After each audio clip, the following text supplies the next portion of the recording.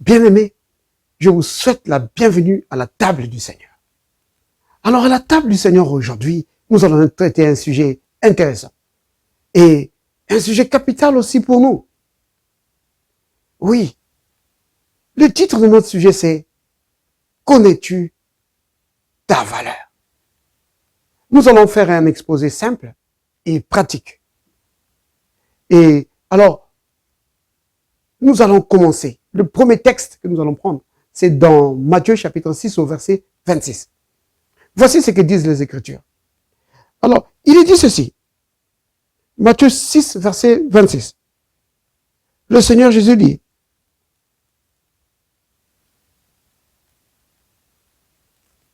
« Regardez les oiseaux. » Donc, le Seigneur Jésus dit ceci.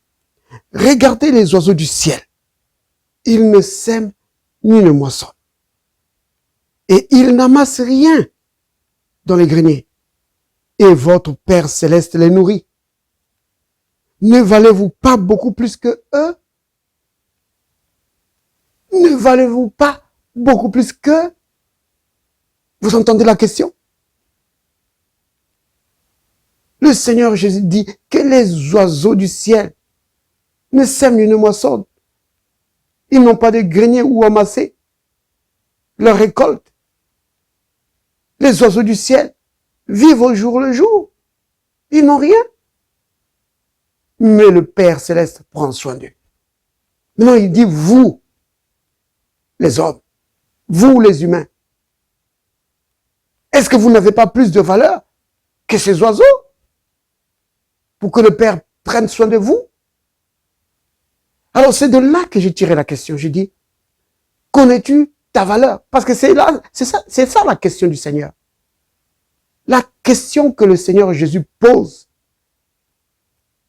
qui nous pose à nous aussi aujourd'hui, c'est est-ce que tu connais ta valeur? Il dit, ne valez-vous pas plus qu'eux? Est-ce que tu connais ta valeur? Vous voyez? Alors c'est là où je posais la question. Ça, c'est vraiment notre premier point. Est-ce que tu connais ta valeur? C'est vraiment important. Nombreux, quand tu vas leur demander, est-ce que vous connaissez votre valeur? Comme j'ai posé la question à des bien-aimés, j'ai dit, mais bien-aimé, quelle est ta valeur? Nombreux vont commencer à se définir suivant les critères du monde, ou parfois même des critères de la parole.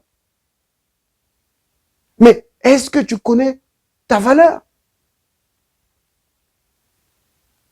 Oh, je suis un homme rempli de foi.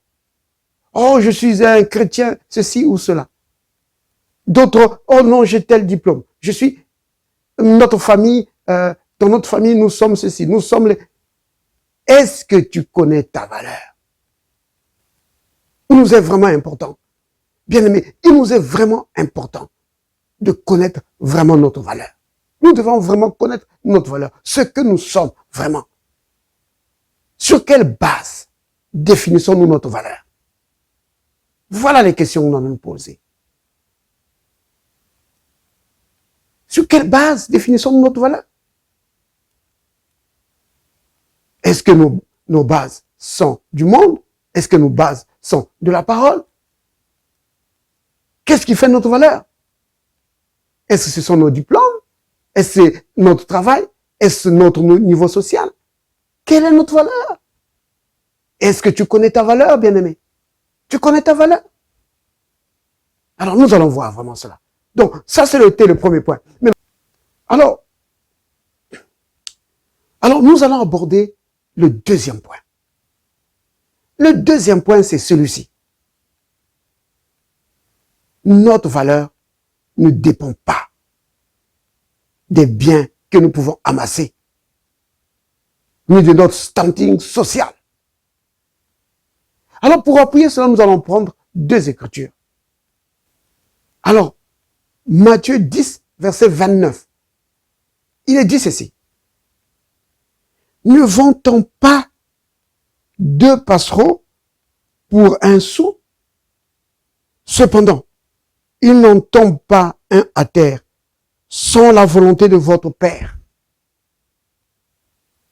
Verset 30. Et même les cheveux de votre tête sont tous comptés. Vous entendez ça? Même les cheveux de nos têtes sont vraiment comptés. Alors, ici, le Seigneur Jésus dit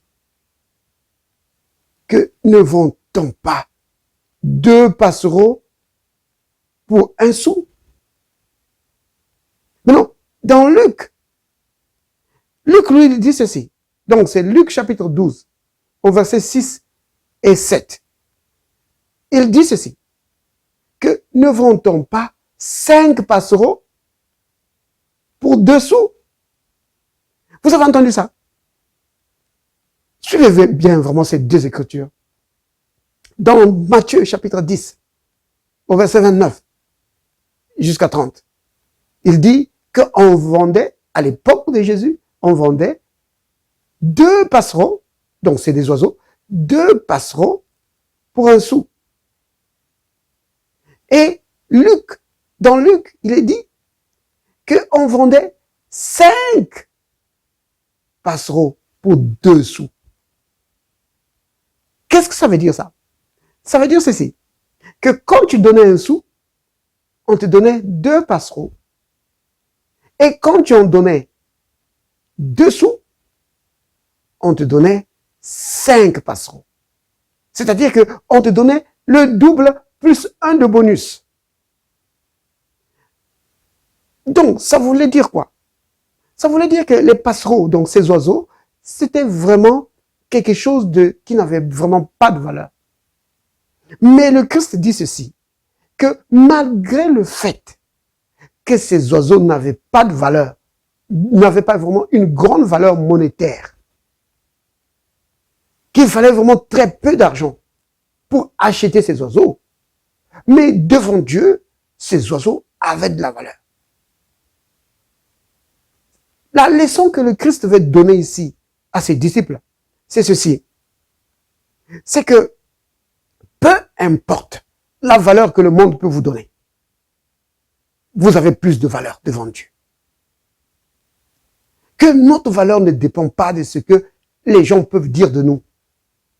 Notre valeur ne dépend pas de ce que le monde peut décider sur nous, ou sur l'étiquette que le monde peut nous vraiment nous plaquer dessus. Notre valeur ne dépend pas de l'argent que nous pouvons avoir en banque. Notre valeur ne dépend pas du travail, de notre standing social. Notre valeur ne dépend pas de ça. Notre valeur dépend uniquement de ce que Dieu a dit de nous. Oui, notre valeur dépend uniquement de ce que Dieu dit de nous. C'est cela, notre valeur. Vous comprenez? Donc, peu importe ce que le monde peut dire sur toi, bien-aimé, sache que tu as de la valeur devant Dieu. Donc, c'est ça la leçon que le Seigneur donne à ses disciples. Sur ce passage de Matthieu chapitre 10, versets 29 à 30, et dans Luc 12, versets 6 à 7.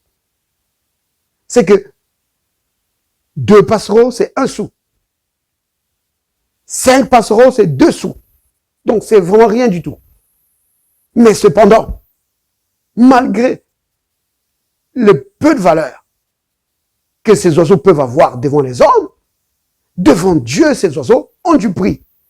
Maintenant, le Christ, c'est pourquoi il pose la question dans Matthieu 6. Il dit, est-ce que vous ne valez pas plus que des oiseaux? Même les oiseaux, Dieu a vraiment de l'estime pour les oiseaux. Dieu a vraiment donne de la valeur aux oiseaux. Maintenant, toi, l'homme qui a été créé à son image, tu ne connais pas ta valeur? C'est pourquoi je pose encore la question. Bien-aimé, connais-tu ta valeur? Connais-tu ta valeur, bien-aimé? Oh, ça va nous amener au 3e point. Alors, le titre du 3e point, c'est celui-ci. Que nous sommes précieux aux yeux de Dieu. Parce que si vous prenez, Dieu l'a exprimé dans l'Ancien Testament. Donc, le peuple de Dieu est précieux devant Dieu.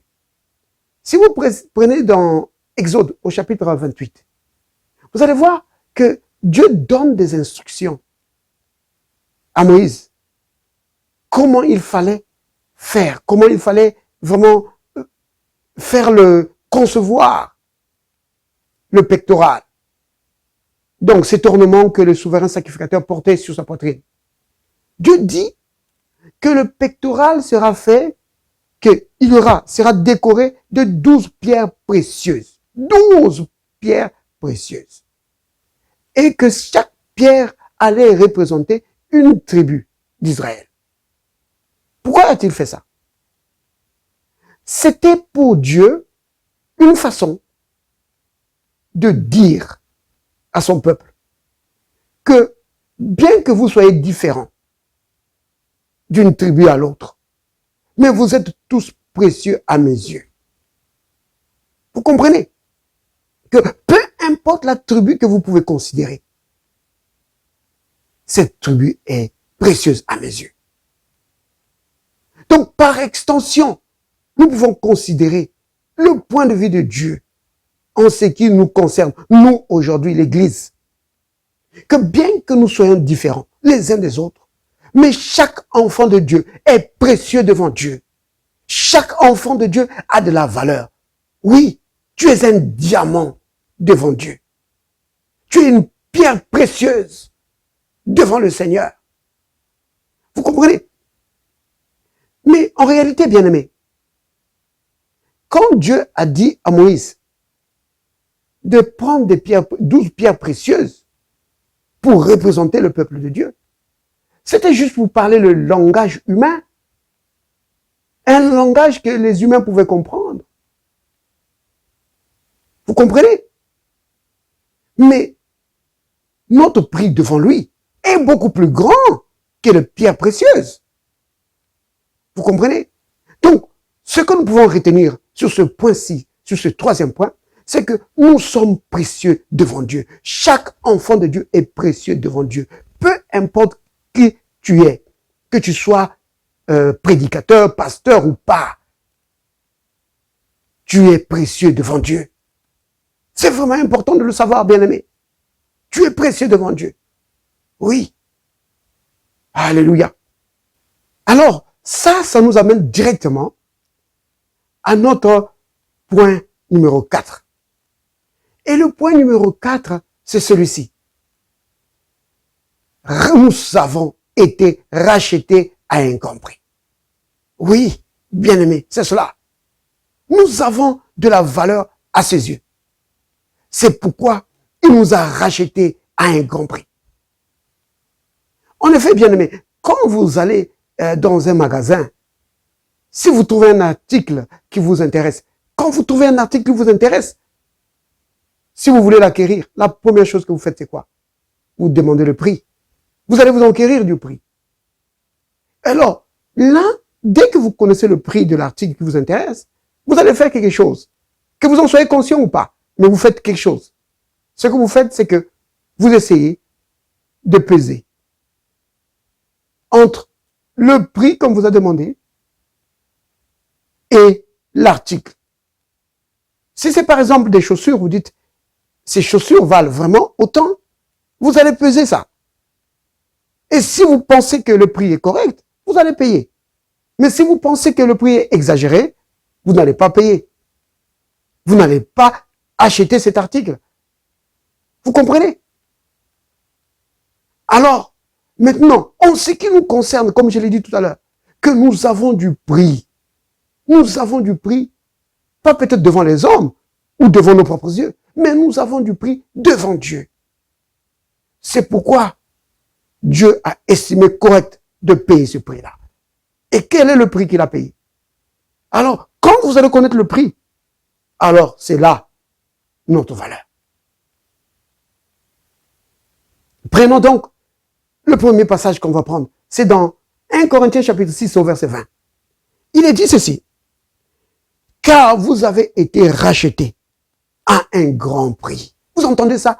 Un grand prix.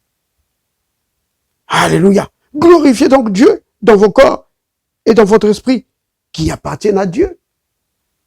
L'apôtre Paul dit, vous avez été rachetés à un grand prix. Alors, L'apôtre Pierre, lui, il donne plus de précision sur cela. Quel est ce prix? C'est dans 1 Pierre, chapitre 1er, au verset 18. Alors, l'apôtre Pierre va le dire ici. Lui, il dit ceci, que sachant, dans 1 Pierre, chapitre 1er, verset 18, il dit, sachant que ce n'est pas par des choses périssables, par de l'argent ou de l'or, que vous avez été rachetés. De quoi ça? De la vaine manière de vivre que vous avez hérité de vos pères. Vous comprenez? Notre valeur, ça ne dépend pas du standing de notre famille. Que nous, dans notre famille, nous sommes tous des docteurs. Nous, dans notre famille, nous sommes tous des députés ou des sénateurs. C'est zéro. Notre valeur dépend de ce que Dieu dit de nous, du prix que le Seigneur a payé pour nous. C'est cela notre valeur. Et il dit que ce prix qui a été payé nous a racheté de la vaine manière de vivre. Tu peux dire, moi ma famille, c'est une famille royale. C'est vaine manière de vivre. Oh non, ma famille, c'est tous des ministres. C'est tous des ministres qui sont dans le gouvernement. C'est vaine manière de vivre. Vous comprenez? Mais le prix qui a été payé nous a racheté de la vaine manière de vivre que nous avons hérité de nos familles. Oui, il dit que nous avons hérité. Alors, il dit, mais par le sang précieux. Donc, ce n'est pas par de l'or ou de l'argent qu'on a été racheté. Mais c'est par le sang précieux de Christ, comme d'un agneau sans défaut et sans tache. Immolé avant la fondation du monde. Vous vous rendez compte de cela? Bien-aimés, vous avez remarqué, comme je l'ai dit tout à l'heure, que notre valeur, quand Dieu a représenté la valeur de son peuple par des pierres précieuses, c'était juste pour parler le langage des hommes, pour dire aux hommes que vous êtes précieux à mes yeux. Mais en réalité, nous sommes plus que cela. Pourquoi? Parce qu'il dit ici, l'apôtre Pierre dit ici, il nous révèle vraiment un grand secret. Il dit que c'est que la valeur qui a été payée. Qu'est-ce qui a été payé? Le sang de Jésus qui a été livré pour nous. Cette valeur est beaucoup plus grande que les pierres précieuses ou les métaux précieux. Vous voyez? Donc ce n'est ni pierre précieuse ni métaux précieux, mais sang précieux. Donc, quand vous mettez les métaux précieux, c'est quoi ça, l'or? Quand vous mettez les pierres précieuses, c'est quoi ça, le diamant? Ça n'a pas de valeur devant le sang précieux. Le sang précieux achète des âmes, rachète les hommes du péché. Vous ne pouvez pas vous sauver, vous ne pouvez pas racheter votre vie par l'or ou l'argent. C'est impossible. Il faut le sang précieux. C'est cela notre valeur, bien-aimé. Vous comprenez? Quand tu es dans le magasin, si tu donnes 100 $ ou 100 € pour tes chaussures ou pour ton costume, alors c'est cela la valeur de ton costume. Vous comprenez? Et Dieu, pour ce qui nous concerne, en ce qui nous concerne, Dieu a donné le sang de Jésus. Et c'est cela notre valeur. Vous comprenez, bien aimé? Notre valeur ne dépend pas des biens que nous pouvons amasser. Notre valeur dépend du prix qui a été payé pour nous racheter. C'est cela notre valeur. Vous comprenez? Alors, vous comprenez maintenant la question de Jésus quand il dit, est-ce que vous ne connaissez pas votre valeur? Il dit, si Dieu peut prendre soin des oiseaux qui ne valent rien, vous ne donnez pas beaucoup d'argent pour les acheter. Mais Dieu, il connaît chaque oiseau. Et il prend soin de chaque oiseau. Et vous, les humains, créés à son image, vous ne connaissez donc pas votre valeur.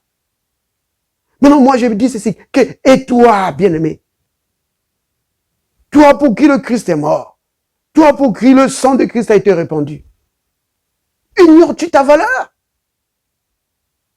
pour aller encore vivre dans le monde? Ignores-tu ta valeur pour aller encore dans le péché? Ignores-tu ta valeur pour te décourager quand les problèmes arrivent? Vous comprenez? Ça, c'est le point 5 déjà que j'aborde.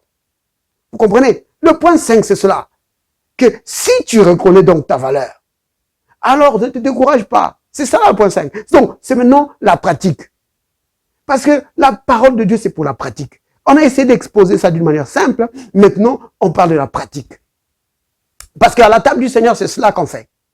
Exposer les vérités bibliques d'une manière simple et pratique. Donc, dans la pratique, bien aimé, quand tu reconnais maintenant ta valeur, que si Dieu a payé ce prix-là pour te racheter, alors bien aimé, pourquoi t'inquiéter? Pourquoi être dans la peur? Pourquoi penser que Dieu t'a oublié? Oh, bien aimé, pourquoi penser que Dieu, c'est lui qui t'envoie des mauvaises choses? Non, il n'a pas payé ce grand prix-là pour maintenant t'envoyer des mauvaises choses, de mauvaises situations. Non. Vous comprenez, bien aimé? Dieu n'a pas payé ce prix-là pour maintenant te laisser vivre une vie d'échec. Vous comprenez? S'il a payé ce prix-là, c'est parce que tu es précieux à ses yeux et qu'il est décidé pour faire de toi un vainqueur. Vous comprenez, bien aimé? Oui. Parce qu'il a payé ce prix-là, alors il ne va pas te laisser. Il ne va pas t'abandonner. Vous comprenez? Bien plus. Il t'a béni à l'avance. Vous comprenez? Parce qu'il a payé ce prix-là, c'est pourquoi il t'a béni à l'avance. Parce que tu es précieux. Parce que nous sommes précieux à ses yeux. C'est pourquoi il nous a donné toutes choses ensemble avec son Fils. Pourquoi? Pour régner dans cette vie. Pour régner sur les situations de la vie. Vous comprenez, bien aimé? Si tu reconnais cela, alors dis, Père, merci. Merci, Père, d'avoir payé un si grand prix pour moi. Oui, Père, merci. Oui, je connais ma valeur. Oui, je connais ma valeur. Ma valeur, c'est ce que toi, tu as payé pour moi. Oui, le sang de Jésus a coulé pour moi. C'est pourquoi, Père, devant les situations de la vie, je ne crains point. C'est pourquoi, Père, devant les situations de la vie, je suis confiant que mon Père, qui m'aime tant jusqu'à donner son Fils, il prend soin de moi. Jamais je ne manquerai de Dieu quoi que ce soit. Fini la vie de défaite. Fini la vie d'échec. Maintenant, je vis dans la victoire à cause de l'amour du Père pour moi. Vous comprenez, bien aimé? C'est cela. C'est cela que vous devez faire. Devant les situations de la vie, ne te décourage pas, bien aimé. Mais regarde à l'amour de ce Dieu qui t'aime. Oui. L'apôtre Jean dit cela en ces termes-ci. Dans 1 Jean, chapitre 3, verset 1, il dit, regardez, quel amour le Père nous a témoigné pour que nous soyons appelés enfants de Dieu. Vous comprenez? Considère l'amour que Dieu nous a témoigné en donnant son Fils. Si tu comprends cela, tu vas dire, jamais je ne manquerai de quoi que ce soit. Finis la vie de défaite. Tu ne peux pas vivre une vie de défaite. Tu ne peux pas vivre une vie ordinaire, une vie d'échec et de défaite. Quand tu comprends ta valeur, quand tu réalises qui tu es, tu dis c'est terminé les échecs. Tu as besoin du travail, tu dis merci Père. Parce que je sais que tu as pourvu du travail pour moi.